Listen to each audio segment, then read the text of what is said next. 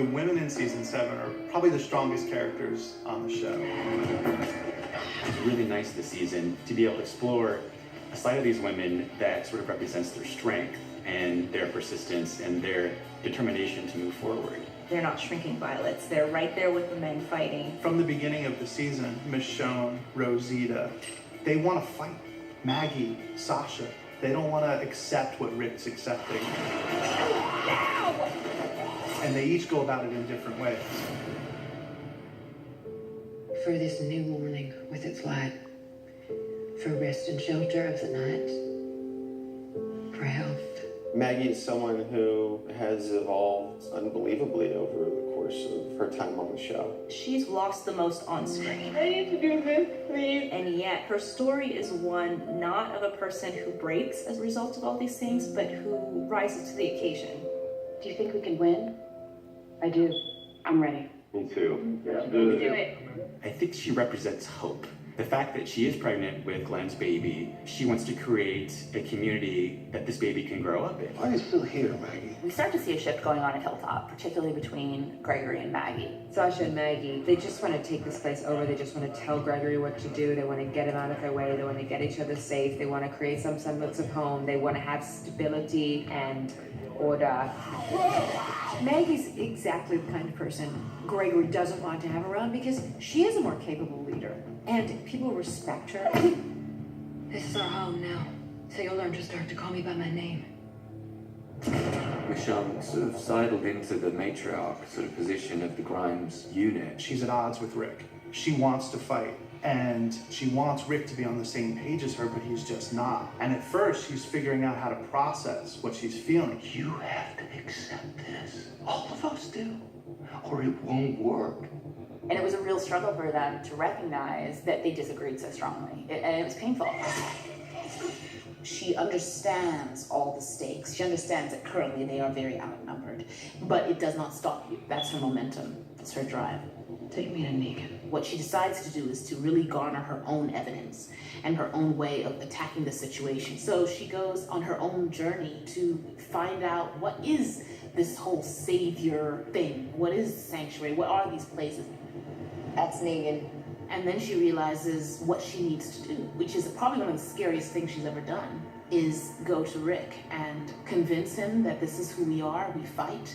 However angry she was, however passionate she was, Michonne, she wanted Rick to be a part of making the world right.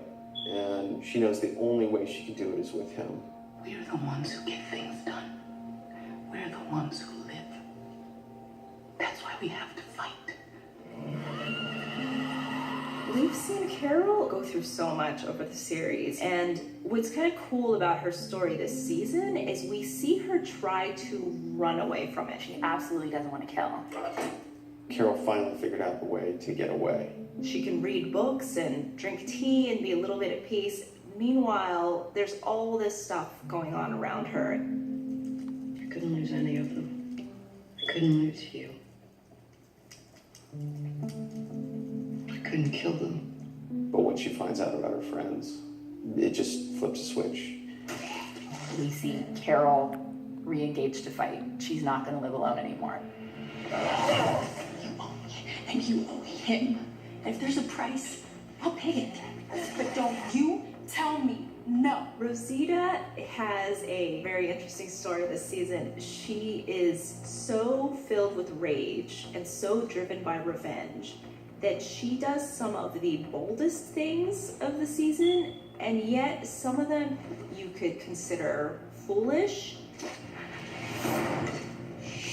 So she kind of goes on a lone wolf journey. This is not our life. I'm excited to have that line. It's hopeful. This is not going to be our life. And I think that speaks volumes to who she is. I'm not waiting, Eugene. It's just being stupid. Pendejo, you don't know what the hell you're talking about. I think I do. To get rid of Negan means being prepared to lose whatever we need to lose to make sure that life is secure. One condition, I get to take the shot. When Rosita comes to me, it's such a charged moment because there's all of these emotions and feelings flowing between her and I, and she sets that to the side to ask for my help. I love that Rosita goes to Sasha. Rosita has spent the entire season so pissed off, and she has been reckless. But with Sasha, she recognizes this is somebody who's going to be as angry as I am. I thought I hated you. Maybe I just hated that you figured out his shit first. If Abraham hadn't been between them, they would have been great friends. Not just because they were together in the same group of survivors, but because they're actually very similar. What the hell are you doing? Go. It's not your time. When I say to Rosita that it's not her time, what I'm really saying is that she has so much to give and so much to offer, and she knows so much, and our family is going to need that coming into this war. Sasha and Abraham, they kind of saw themselves as soldiers in a way. I like the way you call bullshit. So let me return the favor. In the way that a soldier will put their life on the line, she absolutely has that kind of mentality. To see this warrior's death, to make the ultimate sacrifice, it was so beautiful to me.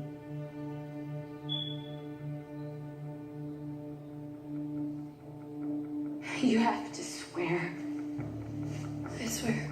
Tara's one of those characters who can see both sides. Are you ready if this goes south? It won't. Tara has a bit of a moral dilemma because she made a promise, and Tara usually keeps her promises. Hi. But she's lost a lot of people. She lost Denise and she lost Glenn. Now she's like, that's it. When they decide to go to Oceanside, she goes in there unarmed. It's empty. Trying to convince them. We're gonna win. With your guns, with or without your help. She wants them to join. The Saviors destroyed your world. They killed all your men. Fight with us. Fight back.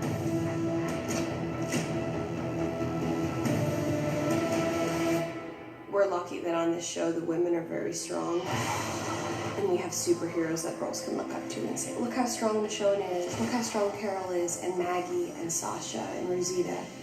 There's something just really, really exciting to me about the fact that these people have come together and they've said no more.